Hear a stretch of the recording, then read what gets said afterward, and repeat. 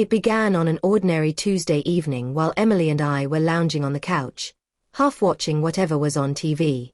Out of nowhere, she mentioned she was having dinner with her ex. Her tone was casual, like she'd just told me she was running to the store. My chest tightened instantly, but I forced myself to speak evenly. I asked why she needed to see him, and her reply came quick. "It's just dinner with my ex, don't be controlling." The way she said it made it seem like I was unreasonable for even asking. I didn't want to come across as some paranoid, insecure boyfriend. I'd always believed trust was the backbone of any healthy relationship. So I smiled, at least on the outside, and said, "If you say so." But something in me knotted up. The way she brushed it off made me wonder if there was more going on than she was letting on. The day of the dinner, I noticed she was putting in more effort than usual.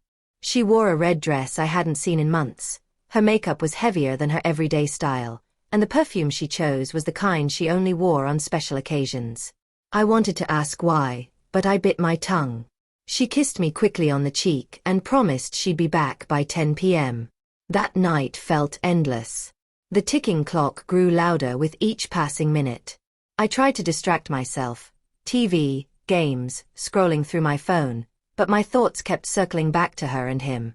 By 10:30 p.m., she still wasn't home. I told myself maybe there was traffic, but the weight in my stomach said otherwise. She finally walked in close to midnight, looking different. Her hair was a little out of place, her lipstick slightly smeared. I asked how dinner went. She gave a short, "Fine," said she was tired, and offered no details. No smile. No mention of what they'd talked about. She went straight to bed. Over the next few days, I couldn't shake the feeling that something had shifted. She spent more time glued to her phone, tilting the screen away when I walked past. Sometimes she'd laugh at messages but wouldn't share what was so funny. When I asked directly if something was going on, she rolled her eyes. "You're overthinking again." A week later, I got the truth, but not from her. I was at a coffee shop with a mutual friend who casually asked how I was handling Emily hanging out with Mark again. My stomach dropped. I asked what she meant, and she seemed surprised I didn't know. Turns out, that one dinner had turned into several secret meetups. That night, I confronted Emily. At first, she denied it, but when I showed her the flirty, intimate messages from Mark I'd seen on her phone, her face went pale. She tried to twist it, saying it wasn't what it looked like, that she just needed closure. I asked why she hadn't told me, and her answer was simple: "Because you wouldn't understand." In that moment, I realized trust isn't just about granting someone freedom. It's about them respecting that freedom.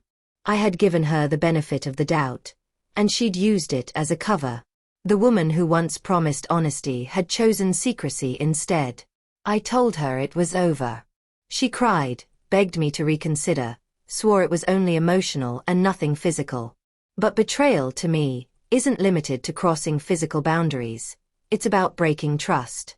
And she'd done that the second she lied. The first few nights after she moved out were brutal.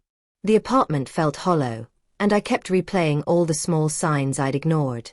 But over time, I started feeling lighter. I realized I'd rather be alone than constantly doubting the person I loved. Months later, I heard she and Mark were officially back together. I didn't feel jealous, just relieved. She was someone else's problem now. Looking back, ending things that night was the best decision I could have made. I thought I was giving her room to prove she deserved my trust, but really, I was giving her enough rope to show me exactly who she was. And once I saw it, there was no unseeing it. Sometimes, the healthiest choice you can make is to let someone walk away, so you can finally see the truth without love clouding your vision. And the truth was clear. Love without trust isn't love at all.